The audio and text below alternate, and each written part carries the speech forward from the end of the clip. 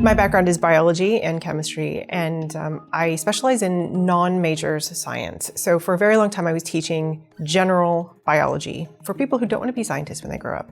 And it's really important to understand how science impacts our lives.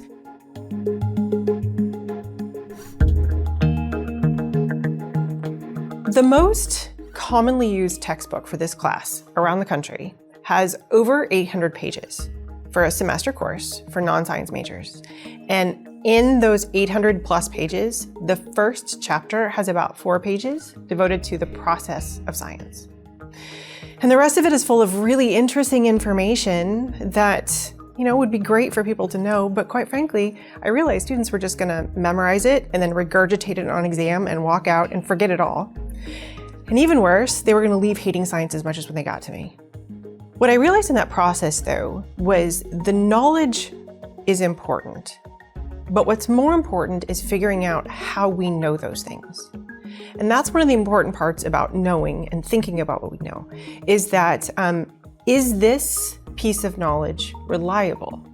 And I think when we teach students, science in particular is a bunch of information to remember, they get this misconception that knowledge is certain, that the textbook is full of facts that have been proven. And that's not true at all. I mean, facts change. Facts are just observations that have been repeatedly confirmed. But there's also theories and laws. And what are those? I mean, they're explanations and they're descriptions. And all of those are different types of knowledge. Even knowledge itself is more complicated than just memorizing things that we know. Our knowledge can change over time. And our certainty in knowledge can change over time. So when I want my students to be able to think and find reliable information, that's what I mean. How do we know this? Can I trust this?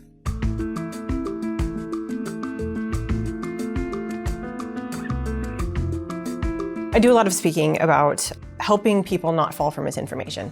And literally every time, I'm using literally, both literally and figuratively, but literally every time what happens is, oh wow, yeah, misinformation is such a big problem.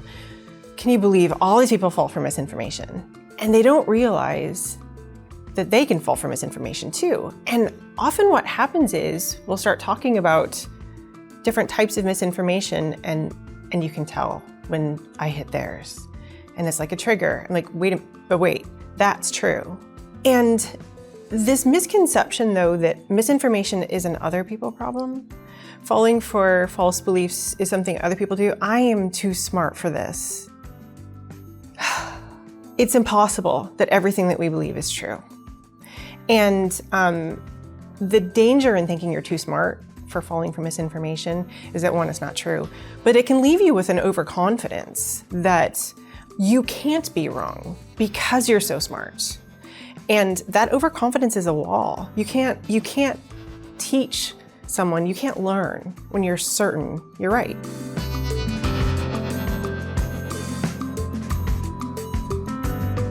I often hear people say that facts don't care about our feelings, and that's true, but it's more complicated than that.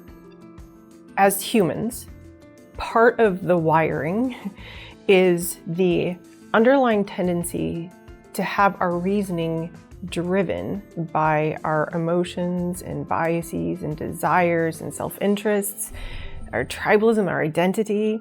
All of that can then impact the facts that we select, manipulate, distort, leave out, so that we can justify to ourselves that our conclusion is right. And the more motivated we are, and sometimes the smarter we are, the better we are at finding those arguments and then feeling really pleased with ourselves about how smart we are and the evidence we have for a conclusion. And there's that overconfidence. Of course I'm right. I have all these facts. So a really important part of critical thinking is having the humility to recognize that you could be wrong, and also being aware of your emotions. Being aware of, what do you want to be true? Are you triggered by something? Is your identity involved? It's a metacognitive process of trying to understand your own thought process. And then recognizing that you could be wrong and change your mind.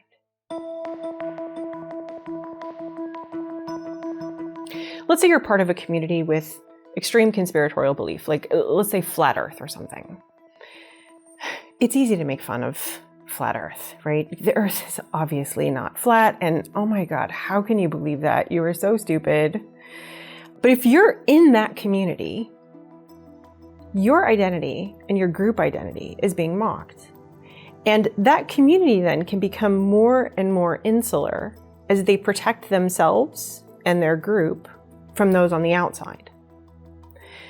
And so if somebody in that group is even doubting those beliefs, what are you going to do? Admit you're wrong? If you do that, these people are going to mock you and you're going to lose your community. So it's so important to us as humans to maintain those social connections that giving people the space to be wrong, not mocking them for those beliefs, and being the place where people can go for real honest and empathetic conversations about these beliefs can allow them the opportunity to grow and change their mind and still save face and not lose their group. Let's say you're having a disagreement with someone and considering having a discussion. First, ask yourself, why do I want to engage? Who is this person to me? Is this relationship important? Is this topic of disagreement important? Assuming all those things are true and you still decide to engage, remember that you can't change someone's mind with shooting facts at them, with mocking them, with telling them they're stupid, with othering them. Drill down to what might be motivating their reasoning. Be aware of yours as well. And then try to connect at a more fundamental level. And then use empathy. Model humility, curiosity, skepticism. A really good question to ask someone when you're starting this process is, how sure are you that your belief is true? So have them put a scale on it, 1 to 10, 0 to 100, whatever it is, and try to avoid the extremes. Right? The extremes are where we are overconfident and convinced we're right and we're not going to change our mind. So let's say that you say you're 95% confident that you're right. If you say you're 95% confident, you're going to then tell me all the reasons why you think you're right, and it might even increase your confidence because, well, yeah, I'm right. I have all this evidence.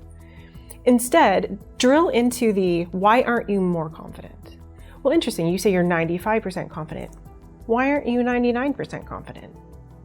That encourages someone to think of their own reasons for why they might be wrong. And that's way more powerful than you telling them why they might be wrong. It's important to also apply this process to your own thinking. The part of our brain that is activated when there's a physical threat is actually activated when there's a threat to these core beliefs. And we get emotionally triggered, and that fight, flight, or freeze response kicks in, and we go to war. We find evidence, go to battle to try and make our case, and defending ourselves and not being wrong becomes more important than finding the truth. Are you familiar with the musical South Pacific? I love the musical. Such a wonderful story. There's a song in there called You Have to Be Carefully Taught. And it's about prejudice and hatred, and that you have to be carefully taught who to hate. I think that's wrong. We don't have to be taught to hate. I think we have to be taught not to hate. We have an in-group. They are somebody else.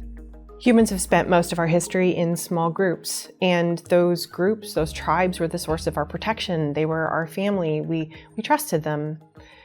Today, we don't live in those tribes. We live in a global environment, and we can go online and find people who share the same beliefs with us, and as soon as we do, they become part of our tribe. And then people who don't have those views are them. And this us and them then feeds this. There's this human tendency to want to go to war to defend those beliefs and those social connections.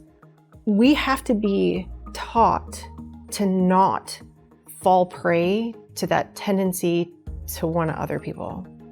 It's a hard thing to do. It is so much easier to just I'm going to defend my belief and you're stupid and you're wrong. And it takes a lot more strength and courage to push that tendency down, to recognize it, and to try and approach other people in a more human way, in a more empathetic way, and recognize that we're all doing this, we're all in this together, and our best shot is to stop othering people who disagree with us.